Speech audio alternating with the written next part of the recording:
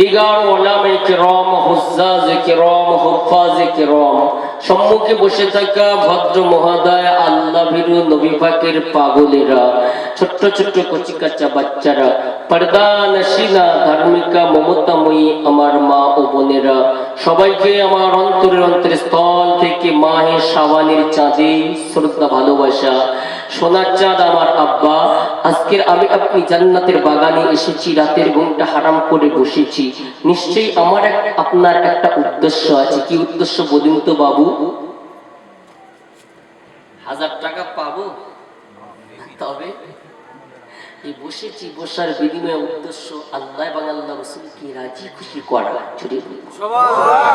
আল্লাহ রাসূল বললেন, যার নিয়ত থাকবে এটা, পাহাড় পরিমাণ গুনাহ নিয়ে যদি বসে চটে, আল্লাহ পাক তার জীবনের গুনাহ খাতা মাফ করে দেন। জোরে বলুন। এবার হয়তো ভাববেন, হুজুর এই জলসার বাগানে বসেছি, জীবনের গুনাহ পুরো মাফ। মোটে নেই, পুরো আমি একদম শিশু বাচ্চা। তাহলে হুজুর নামাজ কালাম কিছু করার দরকার নেই, আগামী বছর আবার জলসা হবে, তারপর বসবো চটে, আবার গুনাহ মাফ করে নেবো। এইভাবে জীবন অতিবাহিত করবো, করে মরবো, আল্লাহ জান্নাত নেবো, পাওয়া যাবে বাবু? আরে এই জলসার বাগানে বসলে আল্লাহ পাক জীবনের সগীরা গুনাহ মাফ করবেন। জোরে বলুন। কবিরা গুনাহ যদি মাফ করতে হয়, যাও মসজিদে গিয়ে নামাজ পড়ে তওবা পড়ে আল্লাহর কাছে কাঁদলে কবিরা গুনাহ আল্লাহ মাফ করবেন।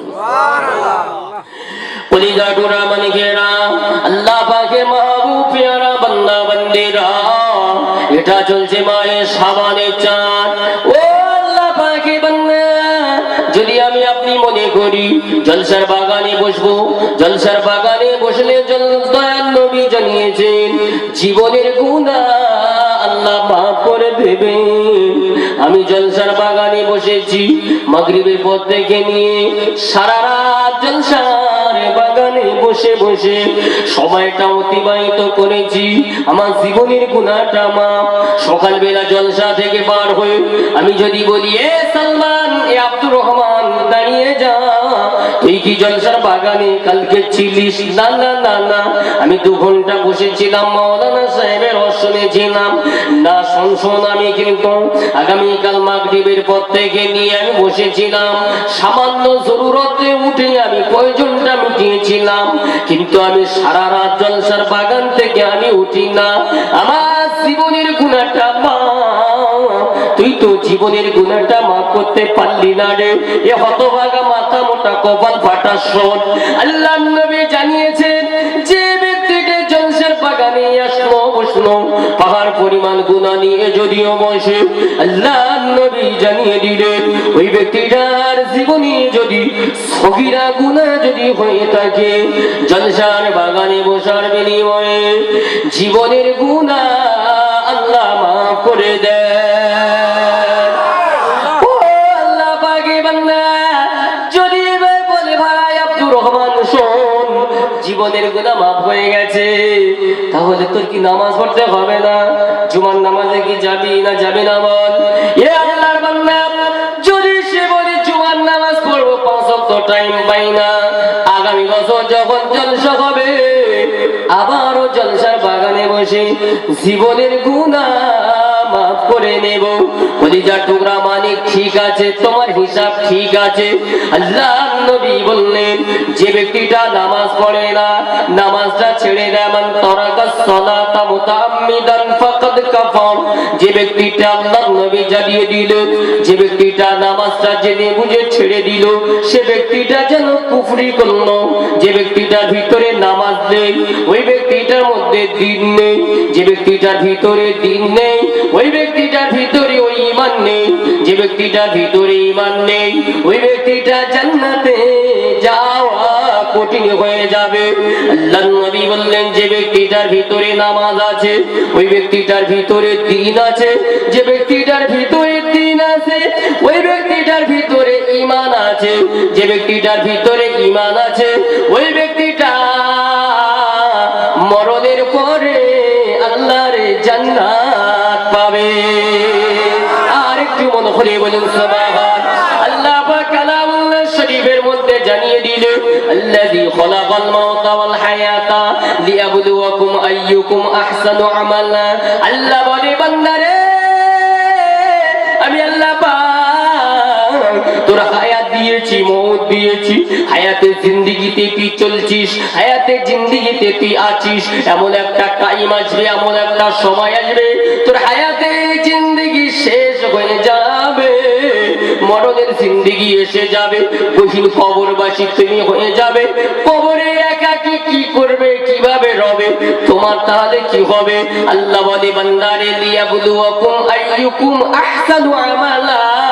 আমি আল্লাহ পাক আল্লাহ তাআলা তোমার হায়াতে জিন্দেগি দিয়েছি, হায়াতে জিন্দেগিতে নামাজ কালাম তাসবিহ তাহলিল জিকির আজকার যদি করে যদি আসতে পারো, হায়াতে জিন্দেগিতে যদি নবী পাকের সুন্নাতটা আদায় করে আসতে পারো, হায়াতে জিন্দেগিটা যদি আল্লাহ পাকের ইবাদত খানাটা যদি করে যদি আসতে পারো, আল্লাহ বলে বান্দারে লিয়াবলুয়াকুম আইয়ুকুম আহসানু আমালা।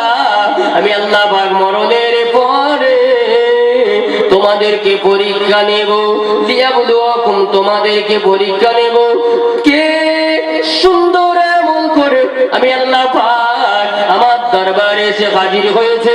আমি আল্লাহ পাক দুনিয়ার জমিনে সুন্দর আমল করে আমার কাছে কে হাজিরা দিয়েছে, আমি আল্লাহ তার সুন্দর আমল খানা দেখে জান্নাত নসিব করব। এবার বলুন বাবু, সমাজের অবস্থা, দুনিয়ার দিক দিকে উন্নতি, আখিরাতের দিক দিয়ে অবনতি, হ্যাঁ না বলুন বাবু? দুনিয়ার জমিনে একটাই জিনিসের অভাব। কোন জিনিসের অভাব বাবু? ছেলের বিয়ে দেবো, মেয়ের অভাব? হ্যাঁ না না, অভাব হলো আমোদ। কিসের অভাব? আমোদ। টাকার অভাব নেই। একটা ইয়ং ছেলে 16, 17, 18, 20 বছরের যুবক ছেলের কাছে যদি বলা হয় ভাই টাকা দাও না, 100 টাকা দাও না, 500 টাকার নোট বার করে দে, হ্যাঁ না বলি? 500 টাকার নোট বার হবে পকেট থেকে, 100 টাকা থাকবে না। টাকার অভাব নেই, ইনকামের রাস্তা খুলে গেছে, আল্লাহ সব দিক দিয়ে উন্নতির পথে তুলে দিয়েছে। কিন্তু বান্দাকে যত উন্নতির পথে তুলছে, বান্দা আমাদের দিক দিয়ে অবনতি।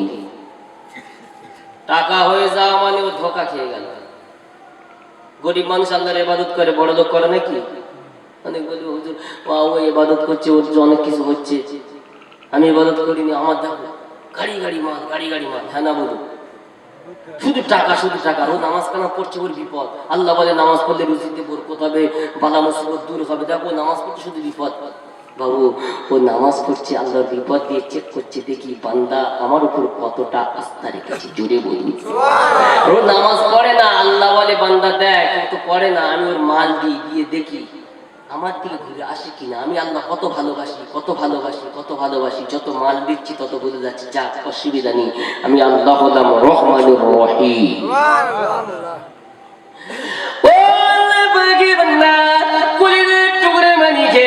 আল্লাহর নবী, দো জাহানের নবী, বিশ্ব নবী জনাব মুহাম্মদুর রাসূলুল্লাহ সাল্লাল্লাহু আলাইহি ওয়াসাল্লাম। আল্লাহর নবী দুনিয়ার জমিনে, আল্লাহর নবী যখন ঘুরে ঘুরে বেড়াতেন, আল্লাহর নবী দিমাগে একটাই চিন্তা থাকতেন, আল্লাহর নবীর দিমাগে একটাই চিন্তা, গুনাহগার উম্মত উম্মতের চিন্তা। আল্লাহর নবী যখন ঘুমাতে যেতেন, গুনাহগার উম্মতের চিন্তা করতে করতে বিছানায় যেতেন। আল্লাহর নবী যখন খেতে যেতেন, গুনাহগার উম্মতের চিন্তা করতে করতে যেতেন। আল্লাহর নবী যখন রাস্তায় চলতেন, গুনাহগার উম্মতের চিন্তা করতেন আর চলতেন। আল্লাহর নবী যখন নামাজ পড়তেন, নামাজের পরে আল্লাহর নবী যখন দোয়া করতেন, আল্লাহ পাকের দরবারে দুখানা হাত তুলে দিয়ে আল্লাহর দরবারে গুনাহগার উম্মত উম্মতির জন্য দোয়া করতেন। আর একটু প্যার করে বলুন সুবহানাল্লাহ। ও আল্লাহ পাকের বান্দা, কলিজার টুকরা মানিকেরা, নবী পাকের উম্মত উম্মতিরা,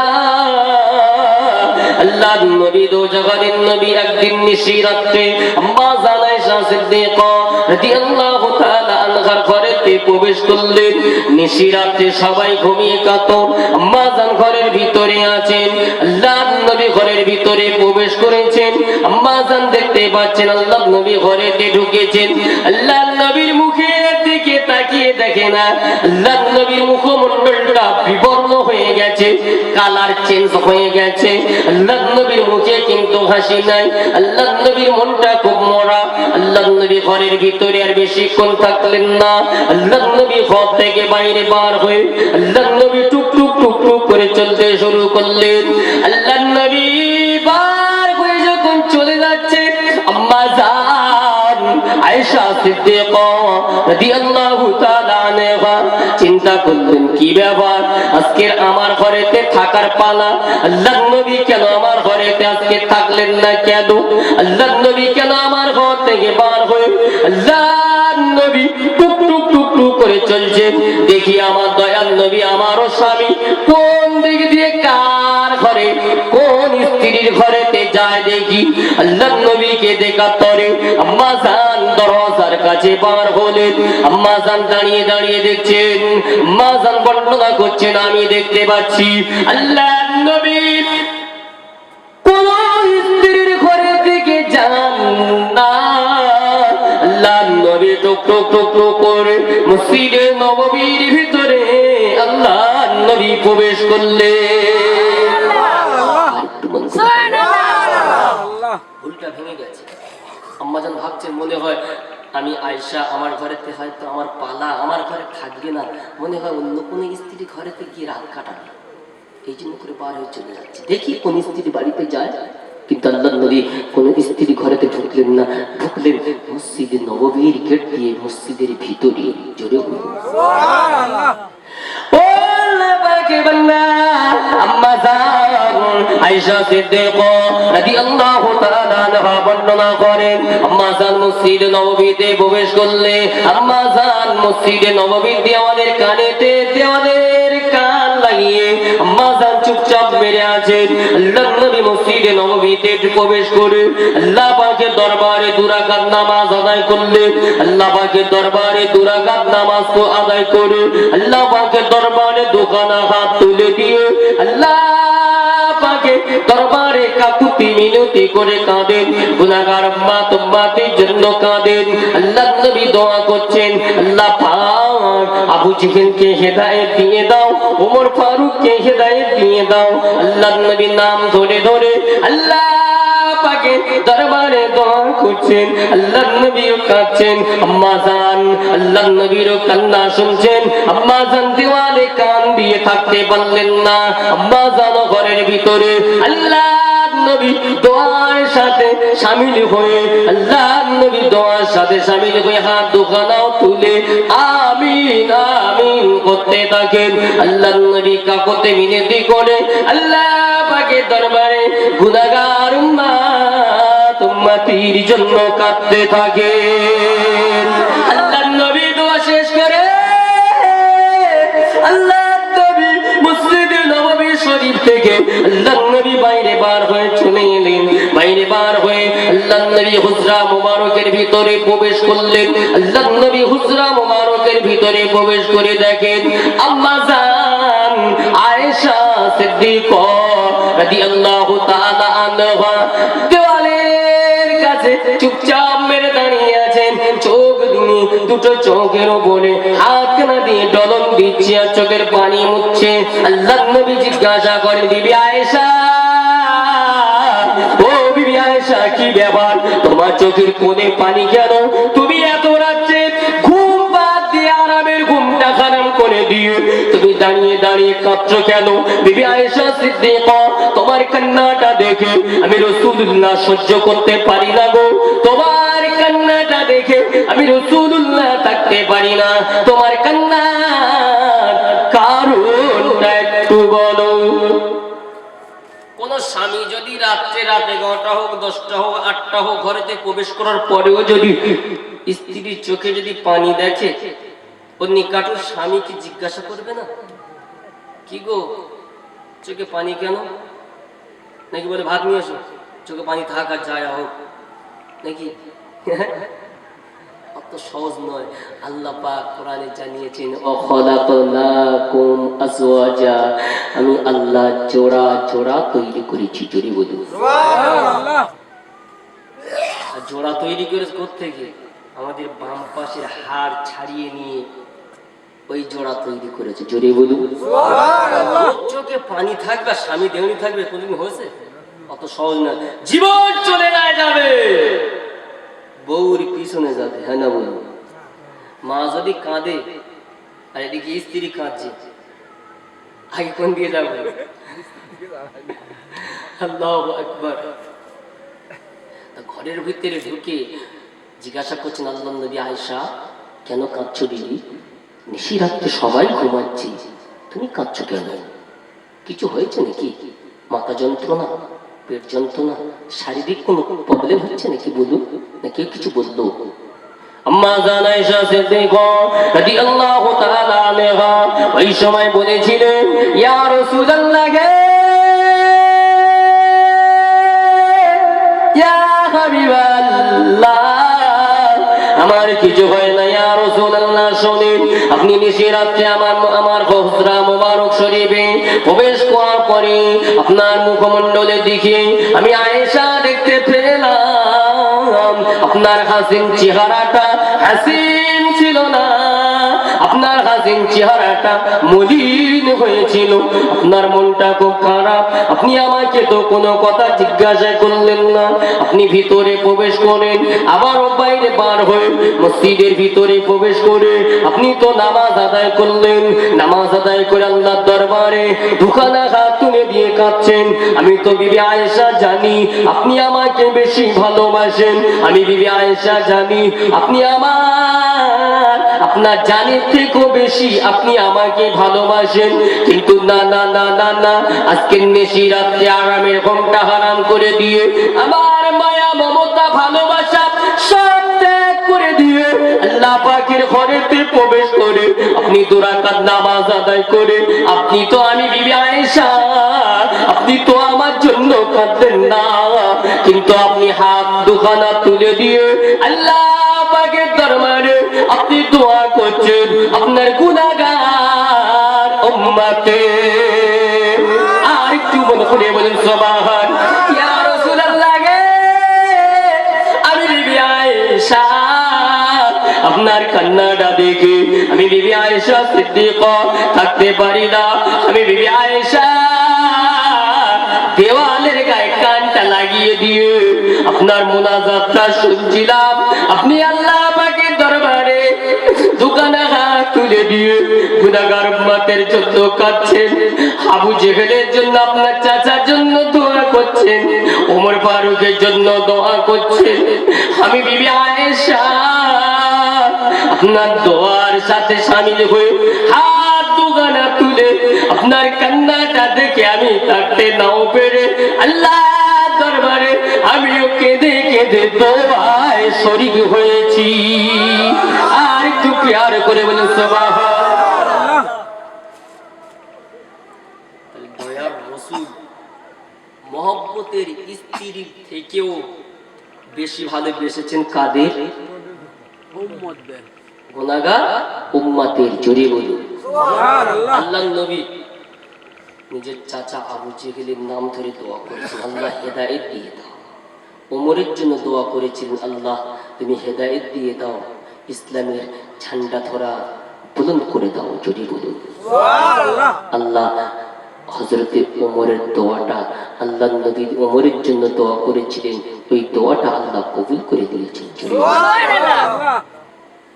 তাহলে যদি আমাদের গ্রামে বা আমাদের বাড়িতে আমার স্ত্রী যদি নামাজ যদি না পড়ে, আমি নামাজ পড়ছি, আমার বড় ছেলে পড়ে না, আমি পড়ছি, তাহলে তাদের তরে নাম ধরে দোয়া করা যাবে না? যাবে বাপ? যাবে। তা যদি যায় কবার করি